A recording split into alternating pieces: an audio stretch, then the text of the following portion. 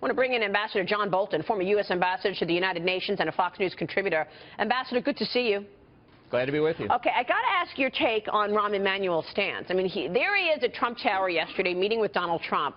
How could he dig in and say Chicago is going to continue to be a sanctuary city? I mean, can you explain this to us, how even sanctuary cities operate when we know that the law is the law? I mean, he's just basically saying we're going to break the law. Yeah. Well, there were a lot of people who thought the Titanic was unsinkable even when their feet were getting wet, and there's just no explaining it. I think it's an issue that the American people have carefully considered. I think their position is much closer to Donald Trump, and all I can say is if there are those like Mayor Emanuel who want to continue to adhere to the position he espouses, good luck and God bless them. They're going to lose. Taya?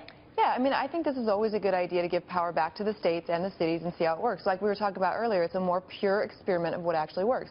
The only thing I would caution people is that, like the guns in Chicago, they'll say, well, yeah, you know, Chicago has all these tight gun laws and the crime is going through the roof and their gun crime is through the roof, right? And they'll just say it's because Indiana has loose gun laws, not because their gun laws aren't working. So they'll blame it probably on something else outside of them. But if we can stay focused on looking at them as an experiment to see how it works, I think it's good. Ambassador Bolton, you know, who would you like to see at the State Department?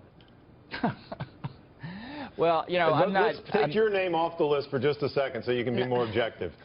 Yeah, well, you know, as I've said before, I'm very old school on this subject. I just don't think it's worth discussing. I think, in fact, that public discussion does tend to inhibit the president-elect's flexibility, and I just think that's bad for the decision-making process. So you can have my name, rank, and serial number, and that's about it. Okay. Well, what about the inauguration approaching, Ambassador? I mean, famed producer Mark Burnett reportedly has suggested a helicopter ride for President-elect Trump, coming as filmmaker Michael Moore says, look, he's calling on all protesters to just disrupt the inauguration. This is what he tweeted yesterday. Disrupt the inauguration, says Michael Moore. The majority have spoken by nearly 2.7 million votes and counting. Silence is not an option. What are you expecting on Inauguration Day, Ambassador? Well, I hope it doesn't materialize. Look, this is the route to being a banana republic, and I think the people, by and large, are extremely frustrated with the way government does not perform, and they ought to allow the normal functions of government to proceed, and disrupting the inauguration is not one of them. People want to know why we've lost civility in American politics. Look at Michael Moore. There's your answer. Ambassador, it's Dagan McDowell. But I listen to these people calling for, like Michael Moore and the like, who are wildly upset about the election of Donald Trump. Well, where were they during the actual election cycle? Where were they in terms of getting their votes out? And now that the people have spoken in terms of Donald Trump's election, now they're not satisfied with it. Yeah, well, you know, they had their opportunity. It didn't work out for them, and at some point you have to accept the results of the election and move on. But, you know, if that's what they want to do, again, as with Rahm Emanuel, the more outrageous their behavior, the more unreasonable, I think the greater the public reaction against it. I think it puts their position ultimately in greater political jeopardy, which is just fine with me. So how would you characterize the team that he's putting together so far? Well, I think it's outstanding, and I think the pace of the transition is equal to or ahead of other transitions in recent years. I think one of the reasons you're getting some of these reactions is that it's a delayed understanding that actually Trump won the election. And so when they see the unfolding of it and what it means when you take over the executive branch of government and hold the Senate and hold the House, the realization sinks in and the upset level goes up. But I think that's just going to have to be something they get used to, and I think the first 100 days is going to be a very, very active period for when he's then President Trump. So he's nominating Oklahoma Attorney General Scott Pruitt to head the EPA. He's tapped General John Kelly for Homeland Security and WWE co-founder Linda McMahon to spearhead the Small Business Administration. What do you think these choices say about Trump's leadership style? A lot of debate around the EPA pick. Well, I think it means he's going to carry through on his promises that he made to the voters and that resulted in his election. I think, I know Scott Pruitt. I think he'd be an outstanding administrator of EPA.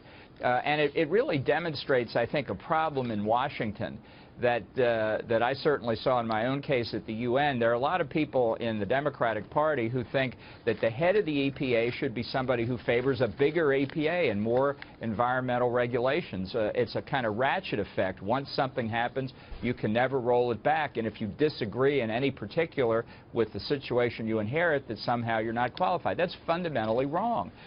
This agency is out of control and has been for 8 years or more. So he's going to roll it back. It is not, in my view, a legitimate basis for a senator to vote against Scott Pruitt because they disagree with him. I don't think that's what the framers of the Constitution intended the Senate's role to be. That's not what the Senate's role was for almost all of our history.